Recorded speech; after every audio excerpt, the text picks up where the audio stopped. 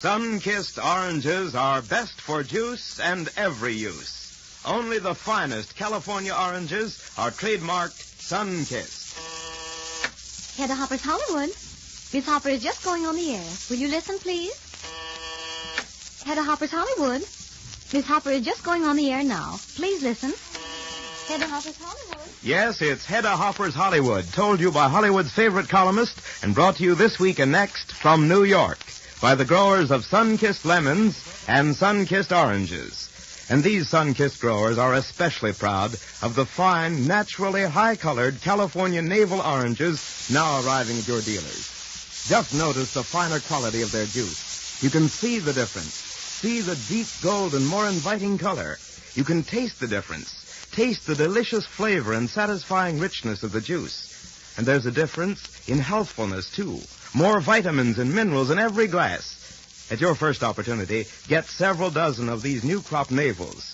For remember, California oranges are not one-purpose oranges. Sun-kissed navels are seedless. Best for juice and every use. Now we present Miss Hopper with Hollywood news and New York news from New York. Thank you, Mr. King, and hello, everybody. I can't tell you how excited I am about this hello coming from New York, because this is a town I know and love, and why shouldn't I? I spent most of my life here. Right off the bat, I'd like to tell you that the fans are about the most helpful people here. I went from the plane to luncheon at 21. The fans outside told me about Lucille Ball and Desi Arnaz's marriage even before the papers got it.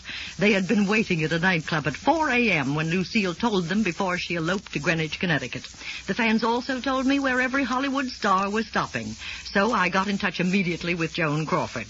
Joan says she's very upset about that New York manager who claims she owes him $25,000 because she's not doing his play. Well, Joan's talked with every theatrical manager in town. I happen to know that at the moment she's considering doing Claudia for John Golden.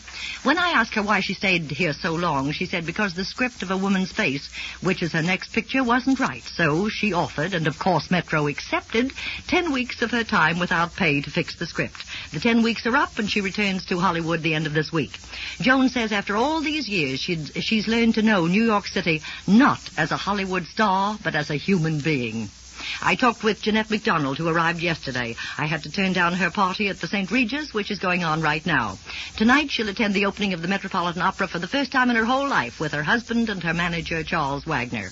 I love the story about Brian Ahern and Maurice Evans, who came out of a hotel and were immediately surrounded by fans begging for Brian's autograph, which he gave reluctantly.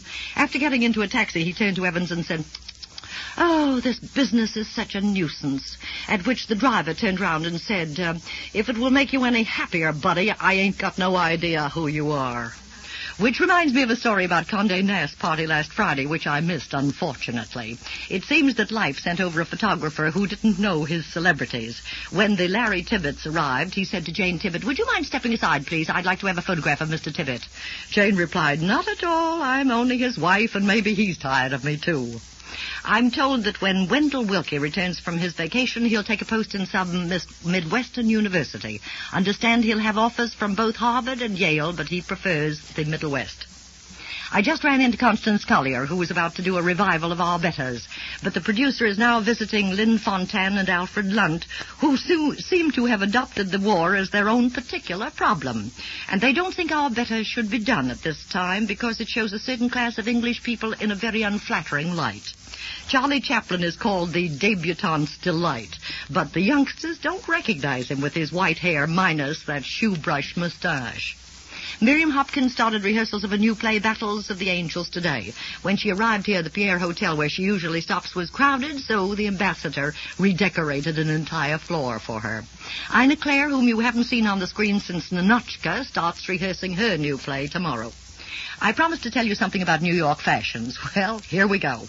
I haven't been here long enough to see them all, but what I've looked at are fabulous. New Yorkers will wear anything that looks expensive. Women are spending money like water. Sable coats are almost as common as squirrel. Everyone seems to have a jeweled jacket in pastel shades or an antique brocade made up to wear over their evening gowns. I bought me a hat Saturday afternoon from Frederick's that looks exactly like a black Christmas tree. Margaret Talichet arrives here Wednesday for the Lee Tracy play, Every Man for Himself.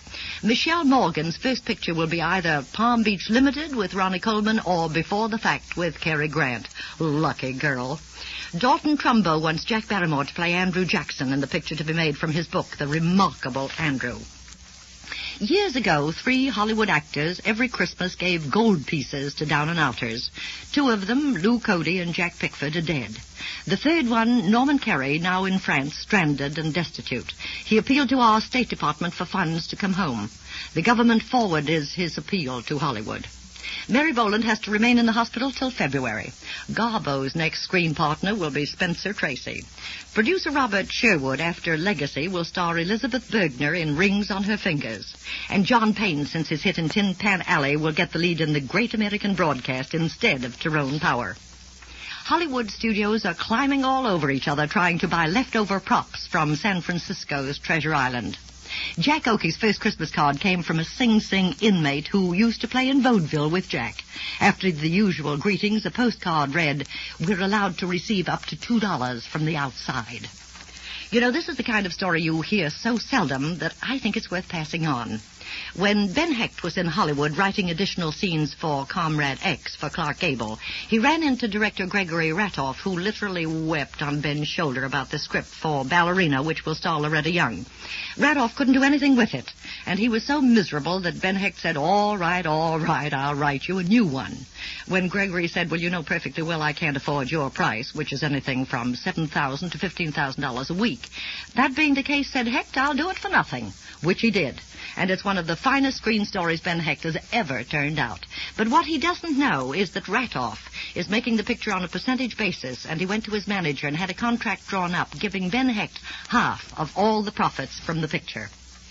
Today we dramatize the life story of Dorothy L'Amour, but first, Mr. King has a few words. Well, Miss Hopper, I just don't know where to begin. Well, what's the trouble? I just had one of those sun-kissed navel oranges you brought along with you from California, and boy, it was good.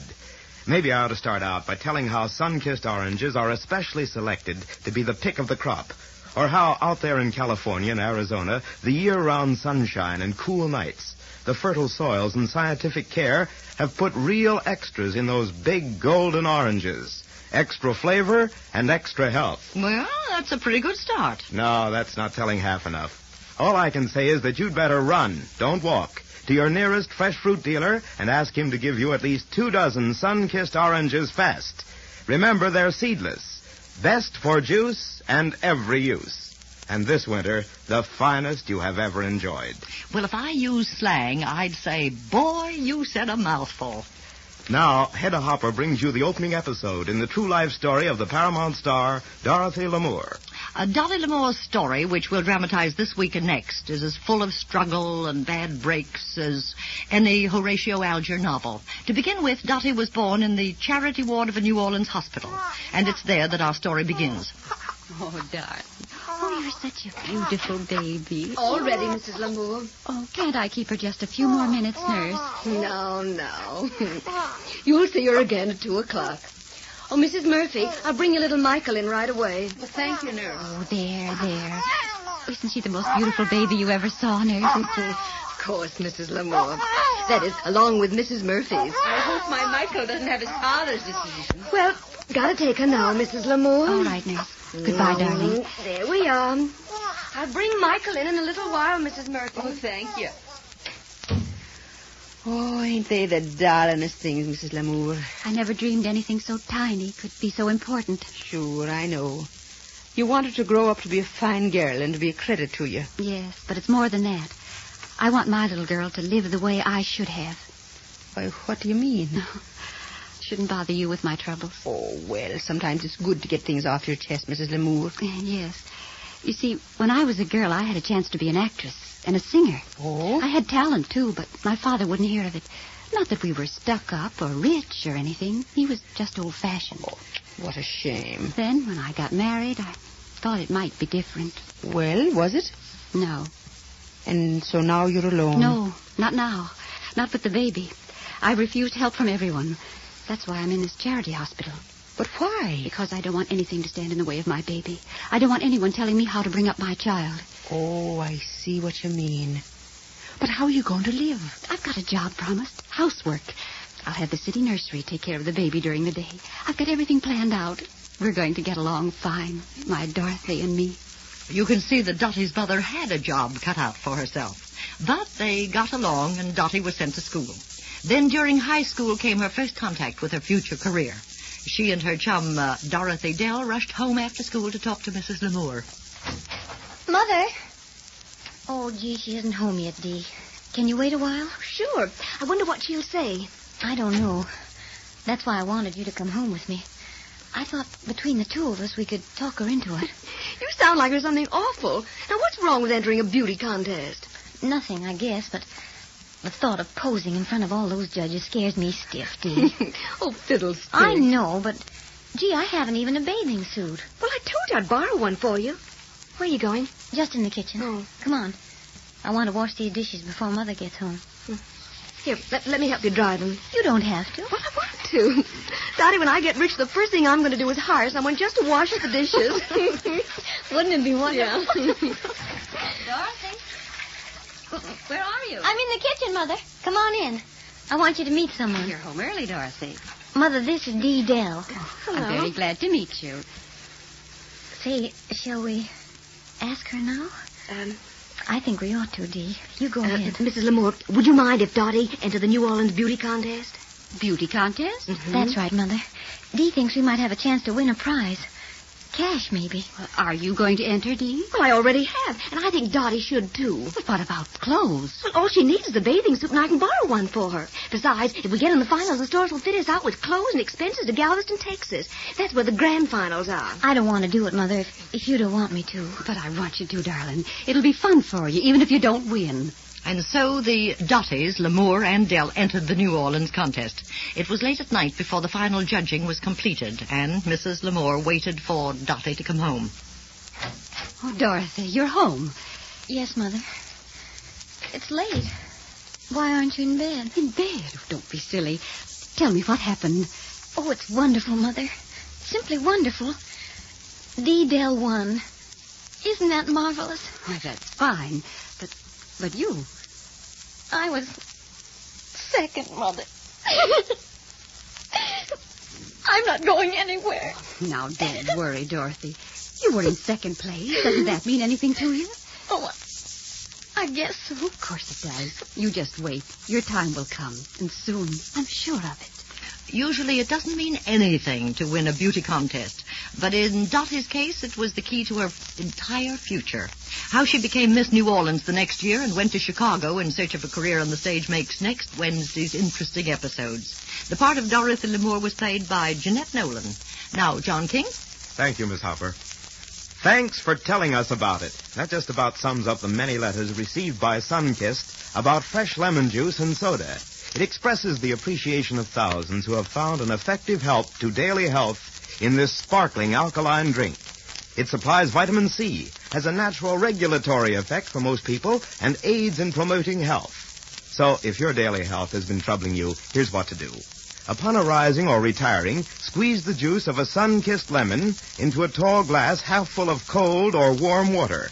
Into another glass, put half a teaspoonful of ordinary baking soda, bicarbonate. Pour back and forth and drink as the foaming subsides. Or you may find you prefer it without the soda. Just the juice of one lemon in a full glass of water. Try it for 10 mornings or evenings. Lemon in water with or without soda. See if you don't benefit when you make it your regular rule. Now, Miss Hopper, have you any last comment? I had a honey, but there isn't time. And so this is your sun-kissed correspondent, Hedda Hopper, saying good afternoon to some of you, good evening to more of you, and good luck to all of you. This is your sun-kissed spokesman, John Reed King. This is the Columbia Broadcasting System.